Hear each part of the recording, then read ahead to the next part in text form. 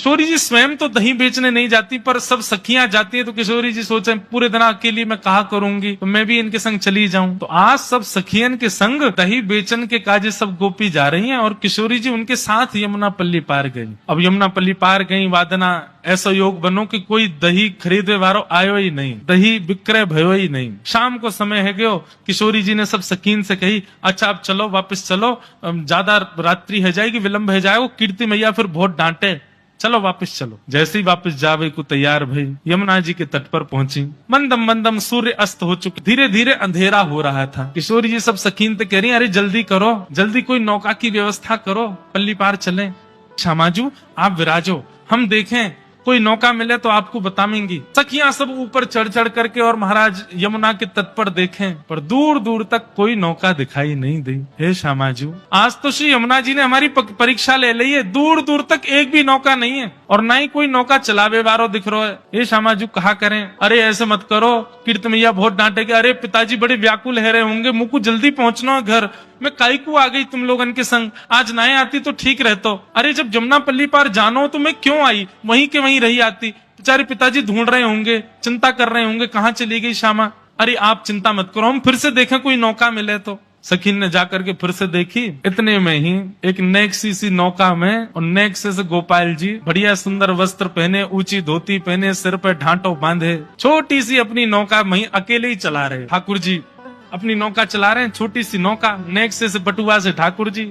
इतनी बड़ी नौका है कि ठाकुर जी जैसो एक और आ जाएगा, बस बात से ज्यादा जगह नहीं है नौका में। अकेले ठाकुर जी चला रहे हैं, इतने में गोपी ने ऊपर से देखो, थोड़ी थोड़ी शाम ढल गई है और शाम ढलवे पे नौका तो दिख रही है लेकिन नौका चलावे वालों ना दिख रहा। ठाकुर जी शाम में विलीन है गए।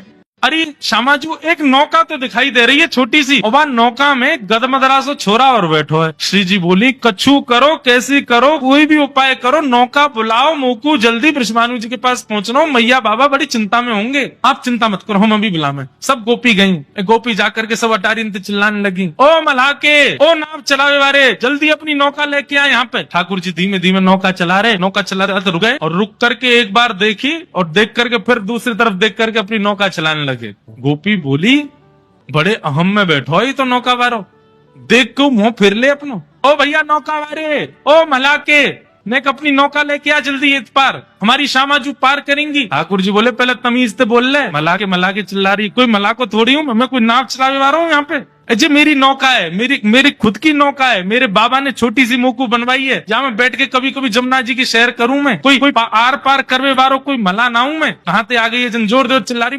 मलाके। ठाकुर जी की बात सुनकर के गोपी बोली अरे जे तो मान कर रो है, रूठ रो है। दूसरी गोपी बोली अरे कैसे श्यामाजू को पार करनो भैया, दूसरी नौका दिख नहीं रही है, जय को बुलाओ, ने प्रेम से बुला लो। गोपी सब कहने लगे अरे मलाके, ओ गदमदरा से कारिया, अपनी नेक्सी सी नौका लेके इतकू आजा। प्रेम से जब बुलाने लगे, ठाकुर जी बोले नेक देख के तो आऊं, कहाँ है रो, चल दो। अब नेक्सी सी अपनी नौका ठाकुर जी वाकू लेकर के, और कभी तो वह खूब तेज गति से चलाने लग जाएं, और तेज से चलाते चलाते कभी कभी ठाकुर जी रुक जाएं, पतवार को धर दें और अपने हाथ पामन ने फैला के भाई में सो जाएं। गोपी के अरे नेक जल्दी कर ले, बीच बीच में कहाँ रुक जाए करे। बोले मेरी नौका, मेरे बाबा ने मोकू बनवाई है, मैं कोई मजदूरी ना कर रहा हूँ, जब मन होगा तब आऊंगा पल्ली पार। खूब ठाकुर जी कभी नाचने लगे, कभी गाने लगे, कभी उछले, कभी सो जाएं। धीरे धीरे करके नौका लेके आए। सखीन ने जाकर के कही भैया हम कोई 7-8 गोपी हैं, दही बेचन के काजे या गांव में आई हैं जमुना पल्ली पार, अब दूर दूर तक कोई नौका दिखना रही है, शाम ढल रही है, नहीं भैया तू कृपा कर दे, हमें पल्ली पार पहुंचाए थे। ठाकुर जी बोले पहले तो दूरी ते बात कर, माँ कोने में चली जा, आ रही है चढ़ रही मेरी नौका में, ऐसा मोटो ताजो तेरो शरीर चढ़ गई, नौका टूट जाएगी मेरी। और तुम कितनी सखी बताई? बोले 6-7 सखी हो, सबरी बैठ जाओगी, कहाँ लोगो मेरी नौका को। बोले अरे भैया मान जा, आपत्ति काल में तो इतना कर ही सके, हम सबरी लटक जाएंगी, कोई यहाँ लटक जाएगी, कोई पल्लंग को है जाएगी, बैठा के पार कर दे। ठाकुर जी बोले मैं ना कर रहा हूं पार, अब यहाँ ठाकुर जी नाम में ना बैठाऊंगा। और जैसे ठाकुर जी अपने नाम में बैठ के जान लगे, सबरी नाम पकड़ ले, अरे अरे तेरे हाथ पांव जोड़े भैया मत जावे। इतने में किशोरी जी ने मन में विचार किया, इतनी देर है गई, ये कहाँ बातचीत चल रही है, चल के तो देखूं। तो हमारी टीले के पीछे से श्री जी अब चढ़ करके आ रही है वहां की तरफ, और जैसे ही टीले के ऊपर किशोरी जी पधारी, लड़ते झगड़ते ठाकुर जी ने एक दृष्टि से नेक श्री जी को देखो।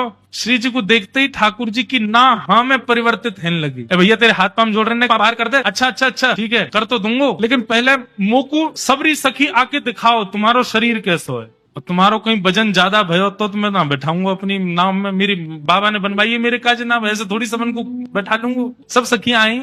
और किशोरी जी तो वहीं पीछे खड़ी है, वो स्वामिनी है, वो अपनो थोड़ी बतावेंगी कि मेरो अंग प्रत्यंग मेरो शरीर कैसो। सब सखी आकर के कह रही हैं ठाकुर जी सबन को देखे, तू तो बहुत मोटी है, कौन है जातो है ना, तू तो डूब के जाइयो। और सुन तू पल्ली पार जा करेगी का, तू डूब ही जाए में, इतना भारी शरीर लेके डोल रही है, ब्रजमंडल पे श्रम दे रही है, चल पलंग को है जा। दूसरी गोपी आई, बोले बड़ी बूढ़ी है गई, अब तेरे बाट निहार रहे हैं वहां पे, शमशान चली जा तू तो यहीं से सीधी, कहा करेगी पार जाके।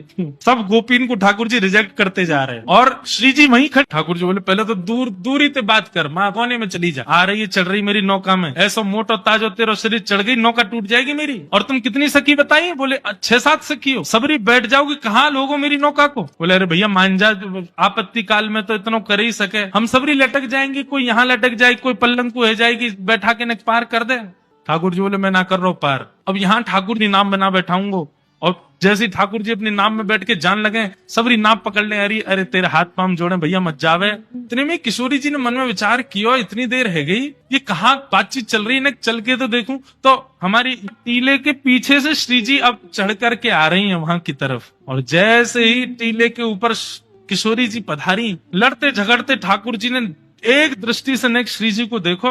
श्री जी को देखते ही ठाकुर जी की ना हाँ में परिवर्तित होने लगी। ए भैया तेरे हाथ पांव जोड़ रहे हैं, बाहर कर दे। अच्छा अच्छा अच्छा ठीक है कर तो दूंगो, लेकिन पहले मोकू सबरी सखी आके दिखाओ तुम्हारो शरीर कैसो है।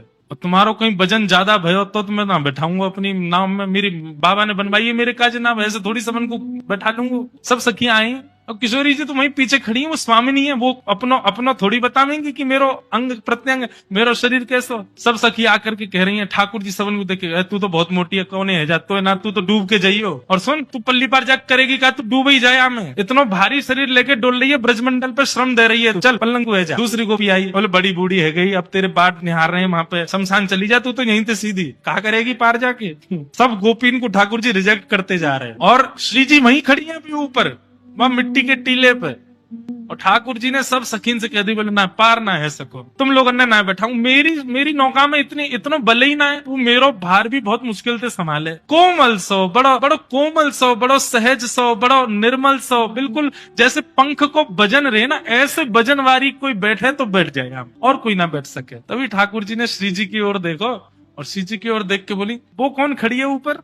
ललिता विशाखा बोली, नजरे नीचे कर ले, मोहम्मद देखियो, हमें तो तू बड़ो बता रहा मोटी धाम धुल्लो सी और जन काका कह रहा हम ते, उन पे दृष्टि मत डाल लियो, नहीं तो यहाँ कछुआन ने खवा जाएंगी तो हम।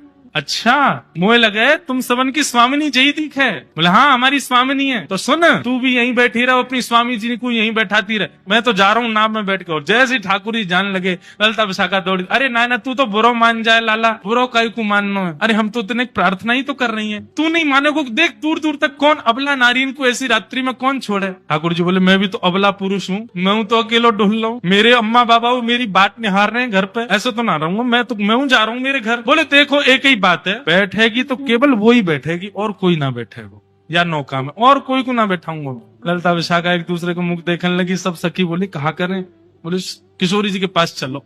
सब श्यामा जी के पास गए। श्यामा जी बोली कहा भयो इतनी देर क्यों लग रही है जी, कहा कह रहा है? बोले किशोरी जी यूं कह रहा केवल आप पे बैठा है वो। श्यामा जी बोली अकेली तो मैं नहीं जाऊंगी, मैं यहाँ जानू ना जानू, और याके तो मैं देखियो कैसे टुकुर टुकुर निहार रहा हूँ मेरी, और मुझे तो बढ़िया ना लग रहा हो, याके मन के आशय बढ़िया ना है, मैं ना जाऊंगी अकेली जाके संग। और ललिता विशाखा तुम दोनों उनको मेरे संग यहाँ मारे छोड़ोगे हो, मेरी रक्षा सुरक्षा करो, तुम अकेली भेज दोगी मुझे यहाँ के साथ? नहीं श्री जी हम अकेली नहीं भेजेंगी, हम तो बस यूं चाह रही है आप राजी है जाओ, नौका में बैठ जाओ, जैसी पहली पतवार मारेगो नेक नौका भीतर जाएगी, हम दौड़ लगा के हम कूद जाएंगी भाई में, हम सब भी पकड़ के फिर कहाँ छोड़ेगो, लेके जाना ही पड़ेगा पल्ली पार, हम भी आ जाएंगे, लेकिन पहले आपको बैठना पड़ेगा। नहीं किशोरी जी बोली ठीक है तुम्हारी इच्छा है तो मैं चली जाऊं। और किशोरी जी नीचे उतर करके आई, और ज्यों-ज्यों समीप जा रही हैं किशोरी जी एक बार आंख उठा के देखें और ठाकुर जी को देख के फिर अपनी नजर बदल लें, फिर देखें फिर नजर बदल लें।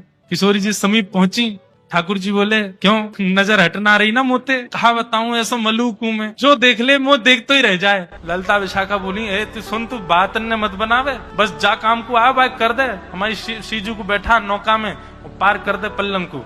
ठाकुर जी बोले पहले एक काम होएगा। बोले अब कहा होएगा? बोले जो तुम्हारी श्री जी हैं, इनके पामन में बड़ी धूल मिट्टी लग रही है, पहले मैं इनको साफ करूंगा। अरे भैया, अकेले इनको वजन सह सके मेरी नौका?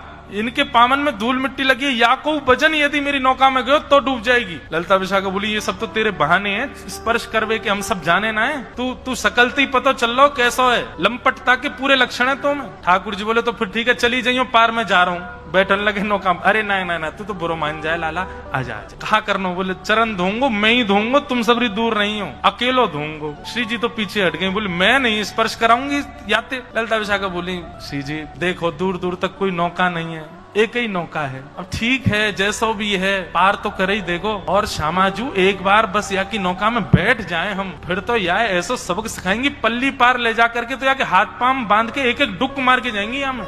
तुम चिंता मत करिए, बिल्कुल एक बार पाम धुलवाए लो। श्री जी आके खड़ी है गई। ठाकुर जी ने सुंदर एक स्थान नियुक्त किया, गड्ढा करके वहां में श्री जी को एक चरण भर दियो। यमुना जल भर के ला रहे हैं और अपने हाथन से ठाकुर जी श्री जी के चरण स्पर्श करके धो रहे हैं। किशोरी जी अपने आप को संभाल रही है। ललिता विशाखा ने किशोरी जी को ऐसे अपनो कंधा देवे आमे। ठाकुर जी के दूर, कोई स्पर्श मत करियो, मैं अभी चरण धो रहा हूँ। और चरण धोते समय यदि कोई और ने इनको स्पर्श किया तो ऐसा मानो जाएगा कि मैंने वाह के चरण भी स्पर्श किए का, और तुम सबन के स्पर्श नहीं करूंगा, तुम स्पर्श के योग्य नहीं हो, मैं तो इन्हीं के करूंगा, या हमारे दूर रहो। श्री जी बोली अरे बाबड़े मैं गिर जाऊंगी, फिर क्या करेगा? ठाकुर जी मन मुस्काए, बोले अरे आप भी बोलनो जानो का, इतनी देर रह गई बोले ही नहीं रही हो, चलो स्वर तो निकलो, एक काम करो ना, मैंने ऐसी बढ़िया पाग पहनी है जड़ी की, यहाँ पे अपने ने हाथ रख दो, दोनों हाथन को रख के बढ़िया खड़ी है, जाओ धो लो आपके चरण। किशोरी जी खड़ी है, दोनों हस्त कमल रख के ठाकुर ने अपने पाम भी आगे कर दिए, हमारे धो देने। ठाकुर जी बोले तुम तो पीछे ही रहो, आ गई है बात बनाती, आओ आओ श्यामा जी आप विराजो यहाँ में, नौका में बैठो मेरी, सब लोग पीछे रही हो, कोई मत आ जाइयो, मेरी नौका डूब जाएगी नहीं तो। किशोरी जी विराज गई, ठाकुर जी बैठ गए। अब किशोरी जी कहाँ है? ठाकुर जी की तरफ कमर करके बैठी है, मतलब नौका के दो छोड़ हूं मैं, एक छोड़ में तो चलावे वालों बैठे और एक छोड़ में यात्री बैठे, और तो किशोरी जी दूसरे छोड़ में बैठी है और दूसरी छोड़ में भी पल्ली तरफ मुंह करके बैठी है। किशोरी जी बैठ गए।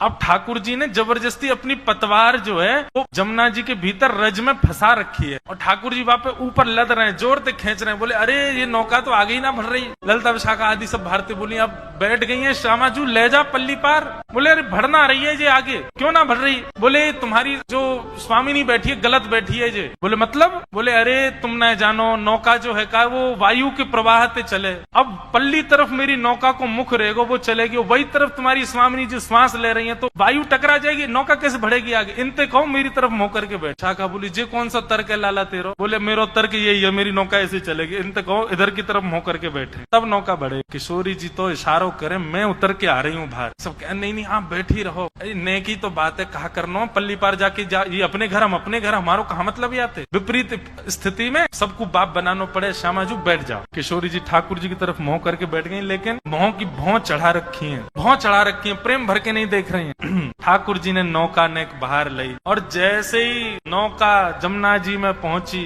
इतने में तो सब सखीन ने धावो बोल दियो, दौड़ करके गई, कोई कहीं ते कोई कहीं ते, और सबरी चढ़ गई वहां में नौका में। जाकू जहां जगह मिली वहीं सबरी चढ़ चढ़ के बैठ गई और कई तो ठाकुर जी की गोद में जाके बैठ गई। ठाकुर जी बोले दारी तुम मैं ऐसी लात मारूंगा गिरोगी जाके जमुना जी में, कैसे चढ़ गई, मेरी नौका डूब जाएगी। बोले नहीं डूब रही, अब सुन अब बीच में पहुंच गए, हम डूबी तो वे ले चलेंगी संग में, अब चुपचाप हमें पार करा दे पल्लंग को। बैठ गई सबरी। ठाकुर जी कह रहे हैं कहा करूं कैसे करूं, मेरा तो मन ही ना लग रहा। चलाते चलाते ठाकुर जी ने अपनी पतवार रोक दी और रोक करके अपने पाम ऊपर करके ठाकुर जी तो पौड़ गए। सब गोपी मुनि देख बीच नौका में ले आया है जमुना जी में और यहाँ आके देख नौका रोक दी है। सब सखी बोली अब कहा भयो? ठाकुर जी बोले तुम कहा जानो, नौका चलावे में कितना श्रम होवे, भूख लग रही है मुंह बहुत जोर से, अब मुझ को भोजन चाहिए, भोजन मिलेगा तो नौका पल्ली पार होएगी, और भोजन नहीं मिलेगा तो कैसे जाऊंगा पल्ली पार, मेरा श्रम है जाएगा, तुम लोगन पे चलानी आवे ना है, चलाने वालों जानकार केवल मैं ही हूँ, मोह लगी है भूख, पहले मैं भोजन कराओ। सखी बोल अब बीच जमुना जी में तुमको भोजन कहाँ ला में? अरे मेरा भोजन तो तुम्हारे पास ही है, ये जितनी तुम पे दही और मक्खन आदि सब रखे जी मेरा भोजन है, कराओ मुझे। सब सखियन ने अपनी अपनी हंडी ले जाके धर दी। बोले ले पाले या कचू छोड़ मत दियो, नहीं पल्ली पार उतर के कहूँ कहीं कहे कि कचू धन दो, या तो बढ़िया तू दही दूध घी ये सब खा ले। ठाकुर जी बोले हम बे मैं छोटा सा लाला हूँ अपनी मैया को, और मैं अपने हाथ से ना पाऊं, मैया बैठा के गोद में अपने हाथ से पवावे मोकू, अरे मुँह आवे ही ना, नेक नेक से छोटे छोटे से मेरे हाथ है मुंह पे तो पानो ही ना आवे। सखी जी बोली तो तू कहा सोच रहा हम तो ये पवाएंगी अपने हाथन से, हम तेरे तेरे तेरे मुंह में खवाएंगे ये सब। ठाकुर जी बोले राम राम राम राम, तुम्हारे हाथन से थोड़ी पाऊंगो, इतने बुरे बुरे कार्य कार्य से हाथ। मेरी यशोदा मैया को तो ऐसा कोमल सो हाथ है, चंद्रमा जैसो गोरो गोरो, बातें खाऊं मैं तो। और मेरी मैया जैसो हाथ तो केवल तुम्हारी स्वामिनी को, वो खवावेगी तो खाऊं।